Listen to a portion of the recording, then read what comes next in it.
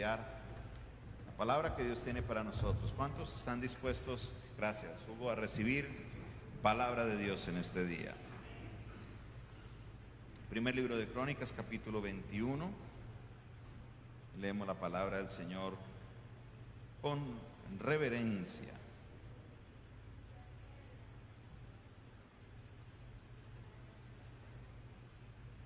Dice la palabra del Señor de la siguiente manera. Primer libro de Crónicas, capítulo 21, verso 1 en adelante. Pero Satanás se levantó contra Israel e incitó a David a que hiciese censo de Israel. Y dijo David a Joab y a los príncipes del pueblo: id, haced censo de Israel desde Berseba hasta Dan, e informadme sobre el número de ellos para que yo lo sepa. Y dijo Joab: añada Jehová a su pueblo 100 veces más, rey, señor mío. ¿No son todos estos siervos de mi señor? ¿Para qué procura mi señor esto? ¿Para qué procura mi señor esto que será pecado a Israel? Mas la orden del rey pudo más que Joab. Salió por tanto Joab y recorrió todo Israel y volvió a Jerusalén y dio cuenta del número del pueblo a David. Y había en todo Israel 1.100.000 que sacaban espada, y de Judá 470.000 hombres que sacaban espada.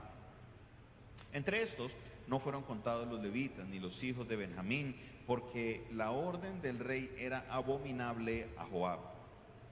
Asimismo, esto desagradó ¿a quién? ¿Esto desagradó a quién? E hirió a Israel. Entonces dijo David a Dios: he pecado gravemente al hacer esto. Te ruego que quites la iniquidad de tu siervo, porque he hecho muy locamente. Y habló Jehová a Gad, vidente de David, diciendo: ve y habla a David y dile: así ha dicho Jehová, 3 cosas te propongo, escoge una de ellas que yo haya contigo. Y viniendo Gad a David le dijo: así ha dicho Jehová, escoge para ti o 3 años de hambre, o por 3 meses ser derrotado delante de tus enemigos con la espada de tus adversarios, o por 3 días la espada de Jehová, esto es, la peste en la tierra, y que el ángel de Jehová haga destrucción en todos los términos de Israel. Mira, pues, ¿qué responderé al que me ha enviado? Entonces David dijo a Gad: estoy en grande angustia, ruego que yo caiga en la mano de Jehová, porque sus misericordias son muchas en extremo. Pero que no caiga en manos de ¿quién? Así Jehová envió una peste en Israel, y murieron de Israel 70.000 hombres. Y envió Jehová el ángel a Jerusalén para destruirla. Pero cuando él estaba destruyendo, miró Jehová y se arrepintió de aquel mal. Y dijo al ángel que destruía: basta, ya, detén tu mano. El ángel de Jehová, que estaba junto a la era de Ornán Jebuseo. Y alzando David sus ojos, vio al ángel de Jehová que estaba entre el cielo y la tierra, con una espada desnuda en su mano, extendida contra Jerusalén. Entonces David y los ancianos se postraron sobre sus rostros, cubiertos de cilicio. Y dijo David a Dios: ¿no soy yo el que hizo contar el pueblo? Yo mismo soy el que pequé, y ciertamente he hecho mal. Pero estas ovejas, ¿qué han hecho? Jehová, Dios mío, sea ahora tu mano contra mí y contra la casa de mi padre, y no venga la peste sobre tu pueblo. Y el ángel de Jehová ordenó a Gad que dijese a David que subiese y construyese un altar a Jehová en la era de Ornán Jebuseo. Amén. Vemos un episodio interesante y quiero resumir la primera parte para enfocarnos en lo que Dios nos quiere hablar el día de hoy. Para nosotros el texto hay algo que no nos cuadra porque estamos acostumbrados a que el DANE cada cierta cantidad de tiempo haga las visitas a las casas para hacer lo que se conoce la encuesta del censo. Para nosotros el censo no es pecado, si no los cristianos no participarían del censo y habrían campañas de las iglesias, no se censen porque eso es pecado. Y la realidad, la Biblia no habla en contra del censo. ¿Por qué Dios se enoja? Porque David manda a hacer un censo y es como la gran cuestión. Hay diferentes líneas de pensamiento. La primera es que nunca en la Biblia un hombre pidió un censo que le agradara a Dios. Casi siempre el censo iba conectado o con una orden de Dios o dos, iba conectado con un propósito. Por ejemplo, en el caso de Moisés, se hace un censo para recoger un impuesto, un medio ciclo de plata, por cada persona que se censara, para que de este censo, con eso que se recogía, se empezaba a financiar la construcción del tabernáculo de reunión. Esto se conoció, y lo leemos en la ley, en el libro de Éxodo, que se conoció como una ofrenda expiatoria. Todo lo que se recoge del censo se conoce como una ofrenda expiatoria. Es más, en sí mismo casi se da a entender de que la ofrenda se recoge por el pecado de haberlos contado. O sea, es algo que no está muy claro, pero se entiende de que hay algo que no hay muy de acuerdo entre lo que es el contar la gente y la voluntad de Dios. Ahora, leímos en el texto que David manda a contar el número de personas, dice, porque yo quiero saber cuánta gente tengo. Porque yo quiero saber cuánta gente tengo. Entonces, a raíz de esto, la mayoría de eruditos llegan a la conclusión que la razón por la que David quiere saber el número de tropas es como con un orgullo, como decir, vea la cantidad de soldados que yo tengo, como en el lenguaje coloquial nuestro, para chicanear. Vea que yo tengo 1.100.000 de espada. Porque no había una orden de Dios, no había nada, simplemente David quería saber. Entonces es la raíz de ese el problema por la cual Dios se enoja con David, de que Dios hace este pecado. Y no era un secreto, porque note que Joab, uno de los consejeros cercanos de David, le dice, ¿por qué vas a hacer esta locura, David? No hagas, esto es pecado. Pero dice la Biblia que pudo más la orden de David que el consejo de Joab. Tanto es que Joab se abstiene de contar a los de la tribu de Benjamín y se abstiene de contar a los levitas. Él no los cuenta porque sabía que lo que estaba haciendo David estaba mal hecho. Tanto David sabía que estaba mal hecho, como los que estaban a su alrededor sabían que estaba mal hecho. Y sin embargo, ¿qué hizo David? Se dejó llevar por lo que dice el versículo 1, porque el diablo, el enemigo, lo instó y él se dejó llevar por su deseo de querer saber cuántos sabían, y entonces Dios hirió a Israel.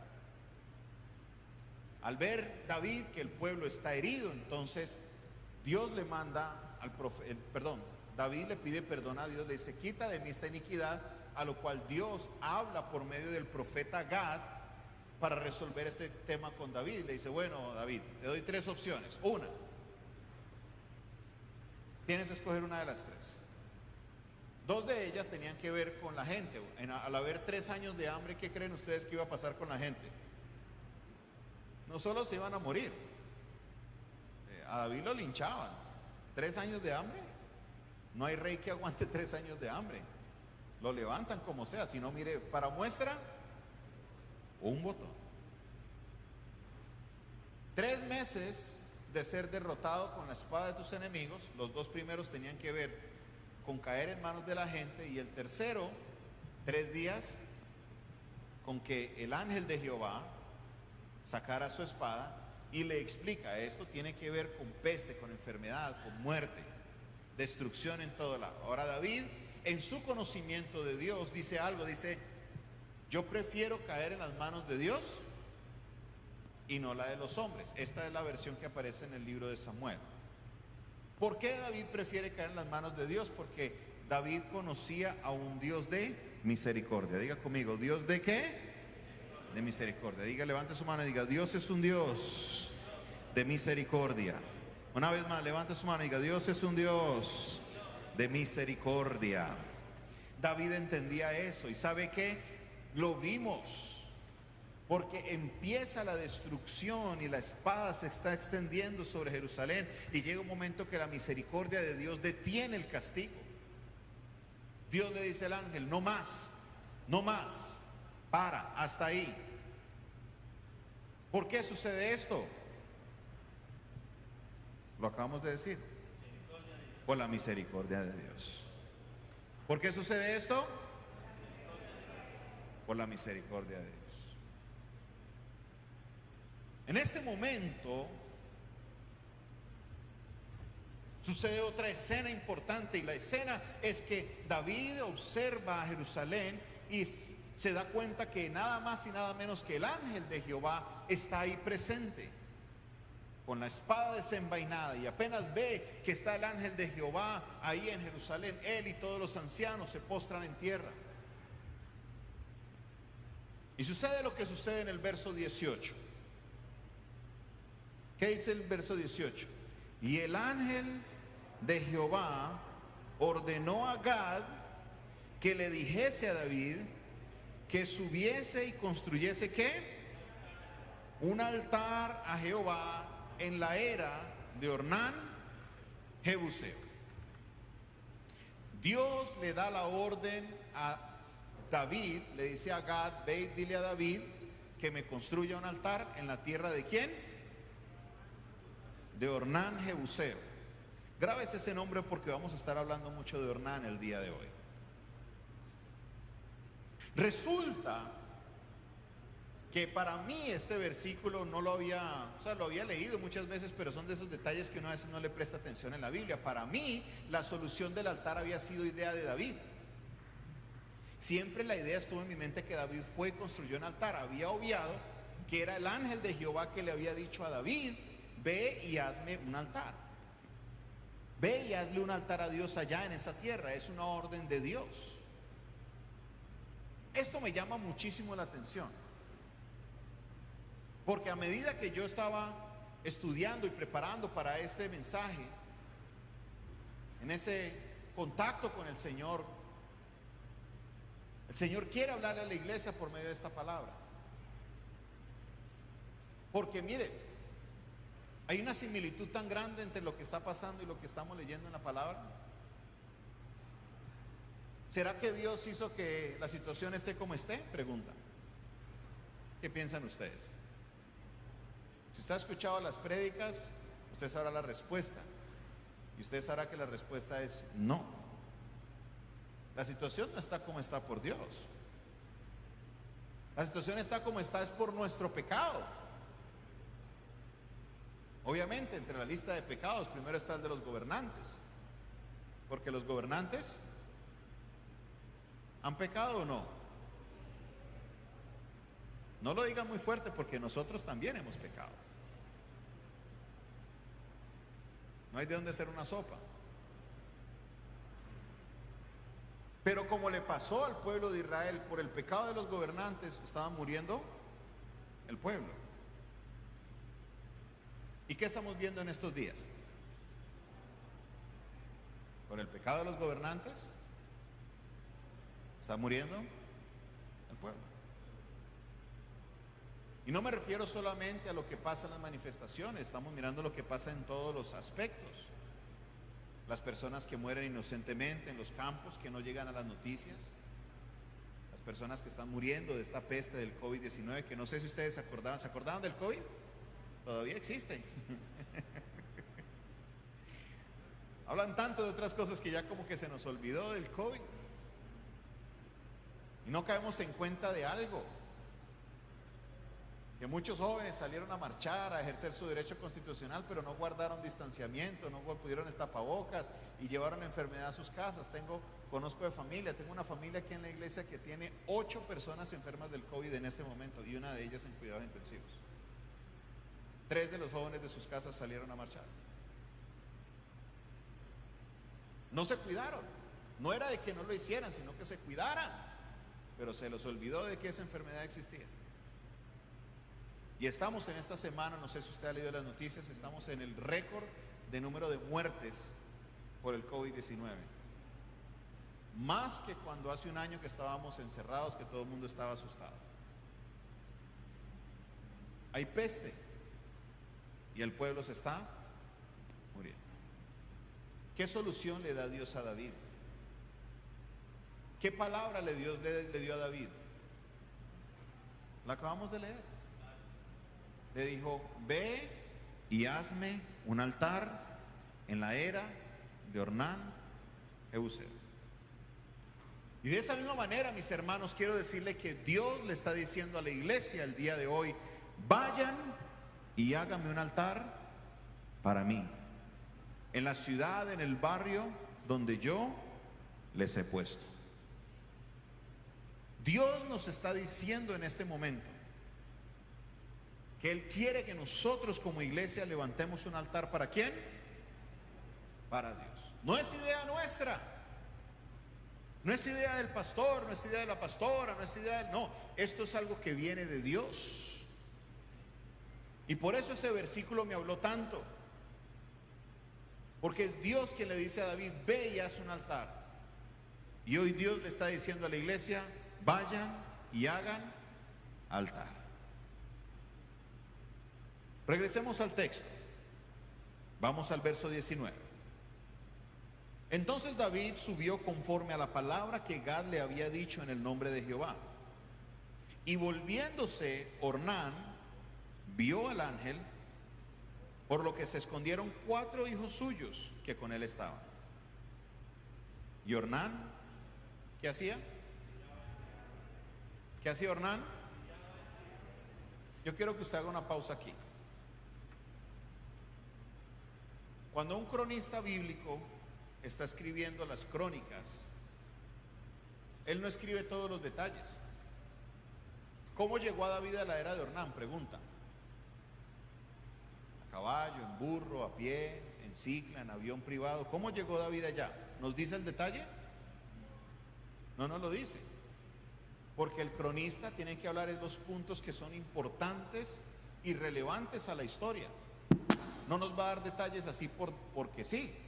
Lo que él nos habla tiene que ser algo que es relevante. Entonces, creo yo que si el cronista, por inspiración divina, porque toda la escritura es inspirada por Dios, entonces yo tengo que entender que ese detallecito de qué es lo que estaba haciendo Ornán cuando llegó David tiene algún significado.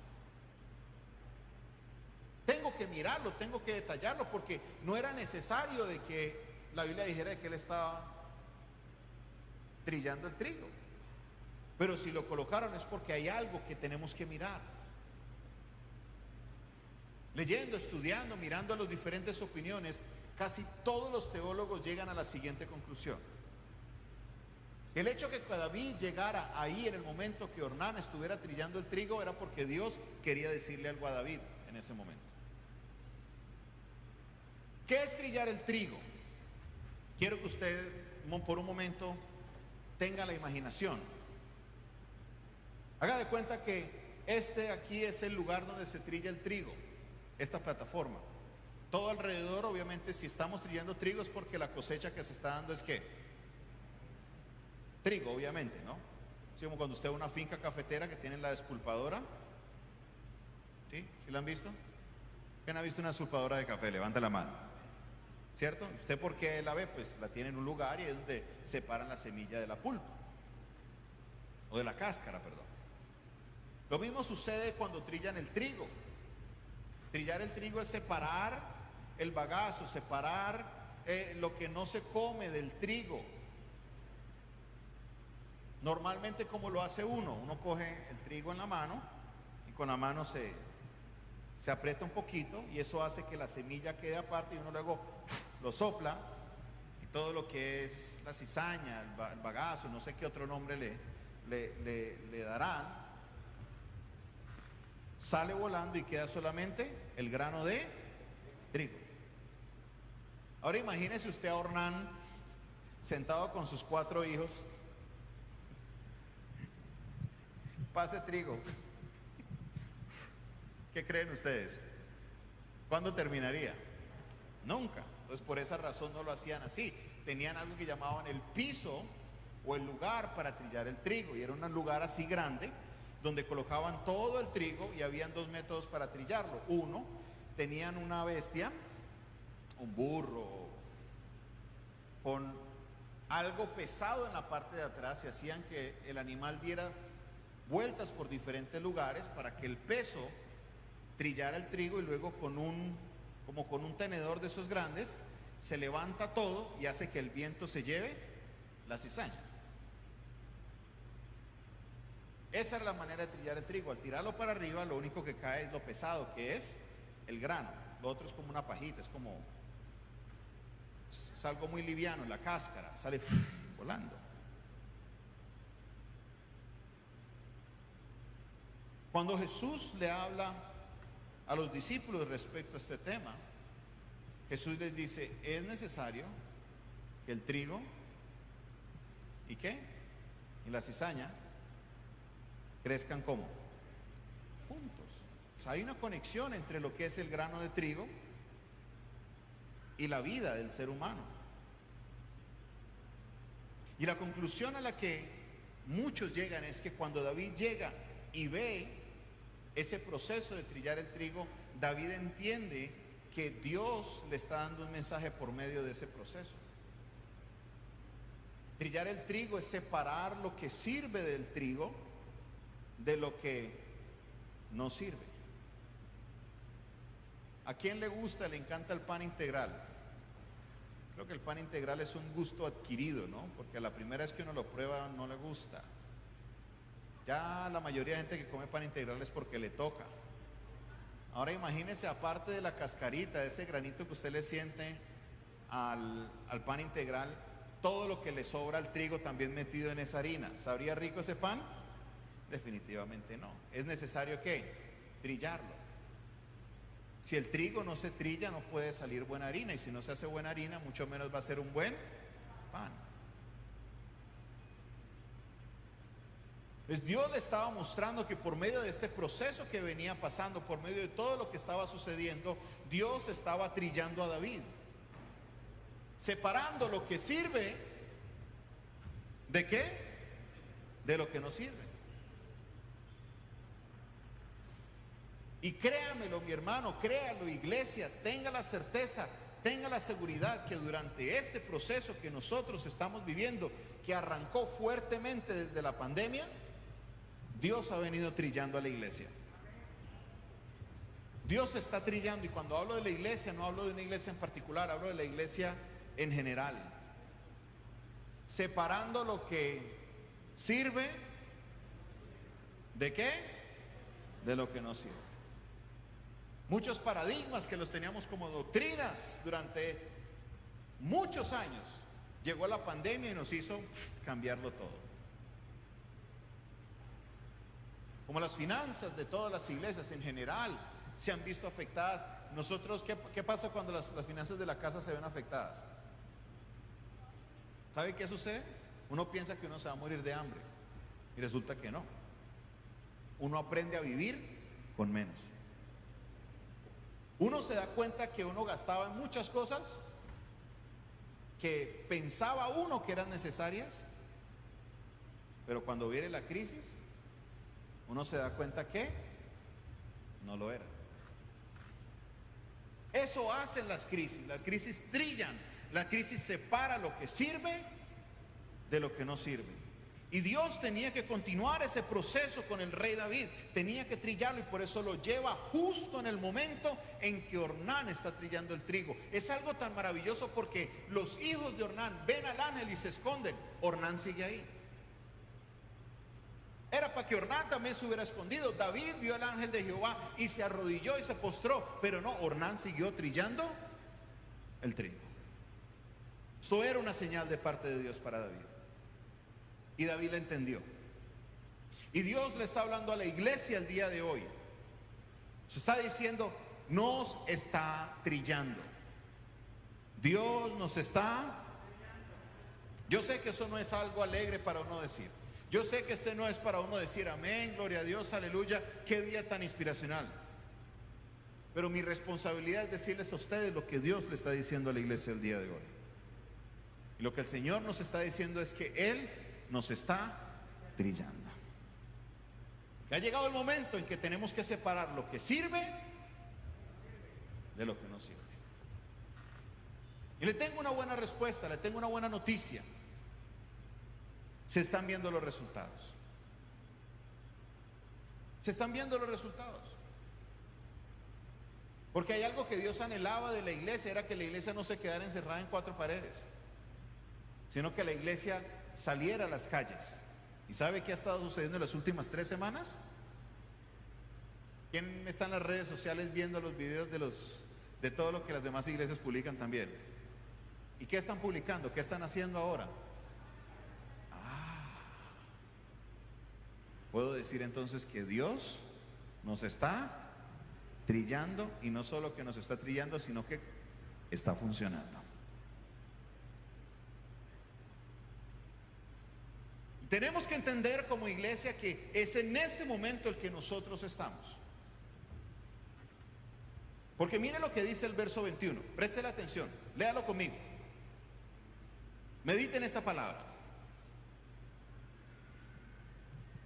Y viniendo David a Ornán, miró Ornán y vio a David. Y saliendo de la era, ¿qué hizo?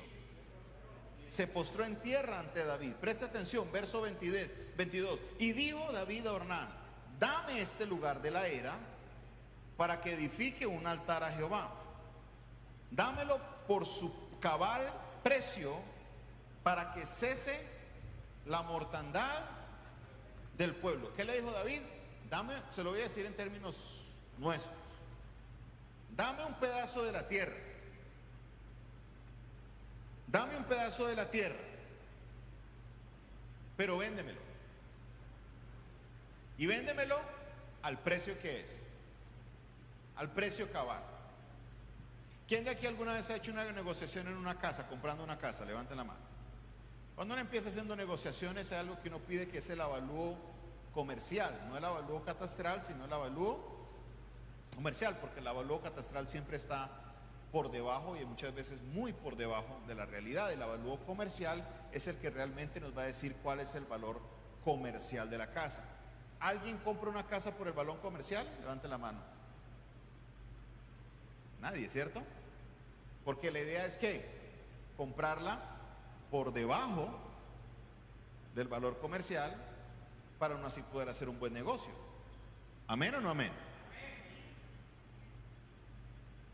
David le dice: dame la tierra y véndemela por el valor que vale. No me des descuento, no me des un precio de rebaja, no me des el descuento del rey David, no quiero ningún descuento. Me la vas a vender por el precio que es, por el precio justo.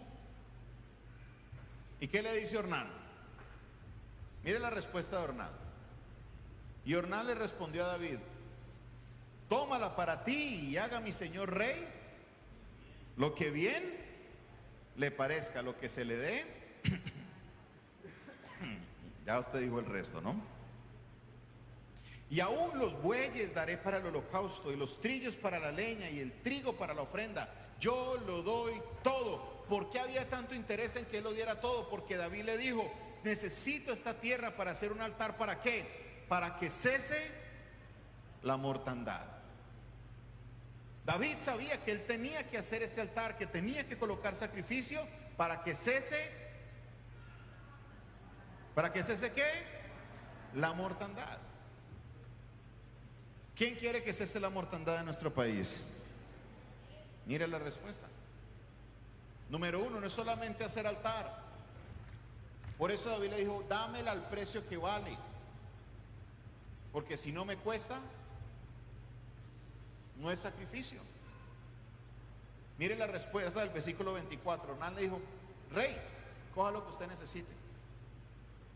Entonces el rey le dijo a Ornán: no, sino que efectivamente la compraré por su justo precio. porque no tomaré, léalo fuerte conmigo, porque no tomaré para Jehová lo que es tuyo, ni sacrificaré holocausto a Jehová que no me cueste. No le daré al Señor, dice la versión que aparece en el libro de Samuel. Es un texto paralelo, una narración paralela. No le daré al Señor nada que a mí no me cueste.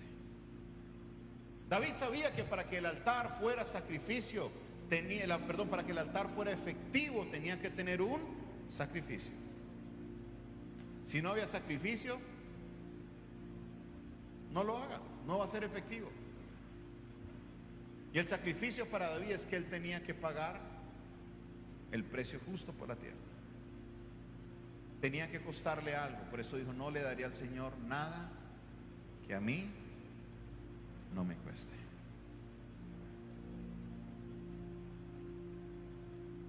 No sé usted, pero yo tengo un deseo en mi corazón,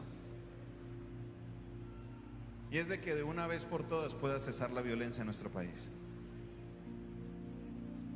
Y yo creo que ese es el deseo de todo colombiano. Es más, me he encontrado con tanto apoyo por medio de las redes sociales de hermanos de otros países que aman a esta tierra, que oran por esta tierra, porque también quieren que cese la violencia en esta hermosa nación. Y aquí el secreto. ¿Quieres que cese la violencia en Colombia? Levanta la mano. Hagamos altar al Señor, pero que sea un altar que tenga sacrificio. Así cesará la mortandad. Así cesará la violencia. Porque no le podemos dar a Dios nada que a mí no me cueste. Pastor, yo no voy porque es que no tengo tiempo, yo estoy muy ocupado, tengo mucho trabajo. Si piensas hacer un altar en el tiempo libre que te queda, eso es un altar sin sacrificio. Ese altar no causará que nada suceda. Si quieres realmente de que venga una respuesta de Dios para Colombia, necesitas que el altar que vamos a construir para nuestro Dios tenga sacrificio. Desafortunadamente nos hemos acostumbrado a darle a Dios de nuestras obras. Si me queda tiempo, si me queda fuerzas, es que estoy cansado, pastor, es que ustedes no me entienden. Y es que algunas personas de la iglesia han entendido el secreto. Hace 18 días que estábamos dando la vuelta por el sector de la Luna, no un domingo, entre semana, vino una hermana y me dijo: pastor, ¿me puedo llevar el celular? Hermana, pues por seguridad no lo llevo, pero si le toca llevarlo, no, pastor, es que me volé del trabajo porque necesito orar por mi ciudad. Por dentro me dio algo de risa por la expresión que me dijo: me volé del trabajo. Pero en su corazón estaba que para ella era más importante su ciudad, su honor a Dios, que aún su propia economía. ¿Queremos que las cosas mejoren? ¿Quién quiere ver que las cosas mejoren? Necesitamos hacer sacrificio. Si no te cuesta, mejor no lo hagas. Que te cueste sacrificio, que te cueste tiempo, te cueste dinero. Pastora, si usted no me coloca la buceta, no voy. Vamos a hacer sacrificio. Si nos toca ir a pie, vamos a pie. Si nos toca cambiar de trabajo para hacer el trabajo para Dios, lo hacemos. ¿Qué es más importante para ti? Si te importa la ciudad, vamos a hacer sacrificio para Dios. Yo quiero decirle algo que me tiene muy impactado y que no dejo de pensar en eso. Es cómo vemos a jóvenes, los que llamamos de primera fila, exponiendo sus vidas, dispuestos a morir por una causa pasajera. No estoy minimizando lo que ellos hacen, pero luchan por una reforma tributaria que fácilmente el próximo año o en 2 años la colocan. ¿Y de qué sirvió el derramamiento de sangre? Son causas temporales, son causas efímeras. Y nosotros que somos la iglesia de Dios, que tenemos la verdad, que nuestra causa no es ninguna reforma tributaria, nuestra causa son cosas que vale la pena, que son la vida, llevar la vida eterna. Es algo que no es pasajero, son cosas que son eternas. Nos frenamos porque tenemos cansancio, porque no hay dinero, porque no hay trabajo, porque no tengo tiempo. Siempre habrá una excusa para no hacer lo que Dios te manda hacer. Necesitas llevar un sacrificio. Necesitas hacer un altar con sacrificio, para que así cese la mortandad sobre Cali y sobre toda Colombia. Aquí en La Luna, cada vez que hay manifestaciones, hay un cartel que lo cuelgan todos los días, ahí en la gasolinera. Dice grande: que cese la horrible noche.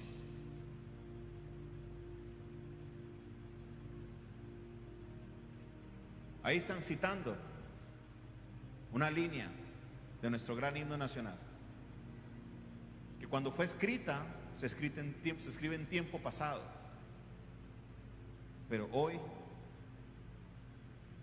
anhelamos de que esa línea se llegue a un cumplimiento, que podamos vivir una noche sin escuchar los helicópteros, las naves volando, sin estallidos, sin balas, sin ver transmisiones en internet de saqueos, de todo lo que está pasando, los enfrentamientos con el ESMAD, con la policía. Yo quiero que cese la horrible noche. Yo quiero que Dios reine sobre Cali. Yo quiero que haya paz en mi ciudad. Si la palabra de Dios te ha hablado el día de hoy, necesitamos hacer sacrificio. Dios no está buscando gente desocupada. ¿Sabe quién era el rey David? El mismo texto nos dice que él estaba a cargo de 1.100.000 soldados. No podía él estar en el palacio diciéndolo: ve, haga, usted es el profeta, vaya, haga lo que tiene que hacer. Llámeme al sumo sacerdote, vea, usted, vaya, haga el sacrificio. Él puede estar resolviendo problemas administrativos en el reinado, puede estar resolviendo otra clase de problemas, trayendo médicos, buscando solución para la peste. Pero ¿qué hizo David? David lo dejó todo tirado, dijo: no, yo me voy a hacerle un altar a mi Dios. Dios hoy está buscando una iglesia que esté dispuesta a hacer un altar, pero un altar con sacrificio. Quiero invitarle a que se ponga sobre sus pies donde usted está.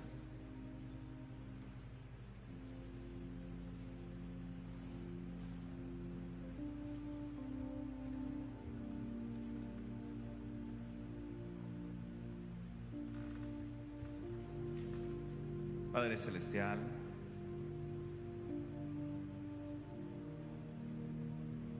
te pedimos perdón.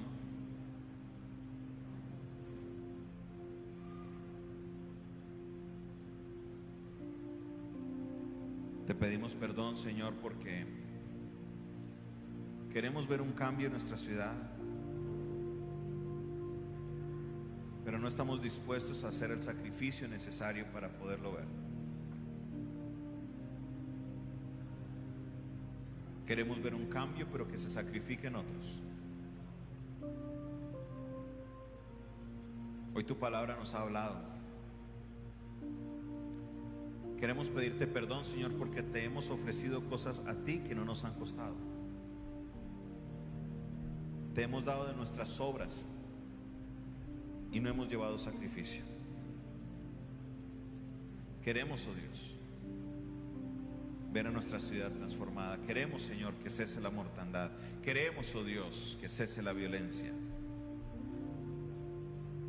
Y entendemos, oh Dios, que la solución a este problema solo la puedes tener tú. Obra Dios en mi vida. Obra Dios en mi vida. Señor, quiero vivir una vida de altar. Quiero vivir una vida de sacrificio. Ayúdame, Dios.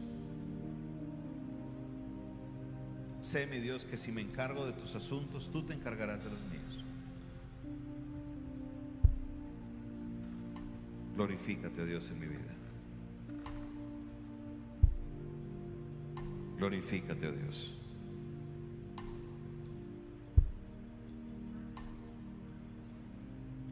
Señor, nos comprometemos a que este fin de mes será un mes de altar y un mes de sacrificio. Si usted cree esto, dígalo al Señor ahí en voz baja. Señor, quiero vivir una vida de altar y una vida de sacrificio. Es algo muy personal entre usted y Dios. Mientras tanto, quiero hablar con alguien que nos esté viendo por internet o que esté aquí personalmente, que todavía no haya aceptado, todavía no haya recibido a Cristo Jesús como su único y suficiente Salvador.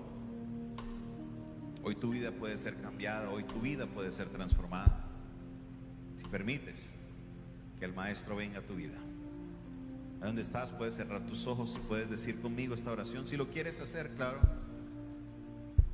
Padre Celestial, repite conmigo en el nombre de Jesús. En este día reconozco que soy pecador. Reconozco que he fallado. Reconozco que mi pecado y mi condición de pecador me separan de ti. En este día te pido perdón por todos mis pecados. Me arrepiento. Acepto a Jesucristo como mi Señor, mi Salvador. Me reconcilio contigo. Haz tu obra en mí, Señor. Glorifícate, oh Dios. En el nombre de Jesús. Acepto a Jesucristo en mi corazón. Amén y amén. Si hiciste esta oración por primera vez y estás aquí en el auditorio, levanta tu mano así de izquierda a derecha. Los que hicieron la oración por primera vez, que nunca la habían hecho antes y hoy la hicieron, queremos orar por ustedes. Levante las manos y muévalas de izquierda a derecha. Los que están en línea hicieron la oración, en la parte de abajo aparece mi número de teléfono. Escríbame, yo quiero orar por ustedes. Mis hermanos, levante su mano conmigo y diga: esta semana, dígalo fuerte, esta semana será una semana de altar y de sacrificio. Una vez más, esta semana será una semana de altar, semana de sacrificio. Ese es un compromiso que hacemos con Dios. Estén pendientes de las redes sociales, yo les estaré enviando la información. Conéctense en los altares. Si no, acérquese a alguno de los pastores y pregúntele: ¿dónde puedo ir? Yo quiero hacer altar. ¿Dónde puedo ir? Yo quiero llevar sacrificio. Y así juntos transformaremos a Cali, porque Cali le pertenece a Jesucristo. ¿Cuántos pueden dar un aplauso al Señor? Amén.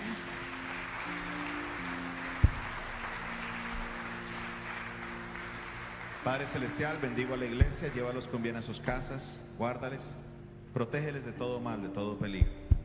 Llévales, Señor, con bien, provéele a aquellos a los que necesitan, Padre Celestial. Guíalos, Señor, por el camino, para que podamos vivir esa vida de altar y de sacrificio que tú demandas de nosotros. Queremos ver, Señor, que cese la mortandad de nuestra ciudad. Clamamos a ti, oh Dios, en el nombre de Jesús. Amén y amén. Mis hermanas que están hacia la pared, ¿salen primero? Sí, las de los niños pueden salir primero. Dios me les bendiga. La primera fila puede empezar a salir hacia donde está el hermano de camiseta roja, el hermano Alejandro, hacia acá. Mi hermana puede salir hacia donde está Pastorita. No, John, tú sales hacia acá. Mi hermana, va hacia allá. La primera fila, la segunda fila, eso.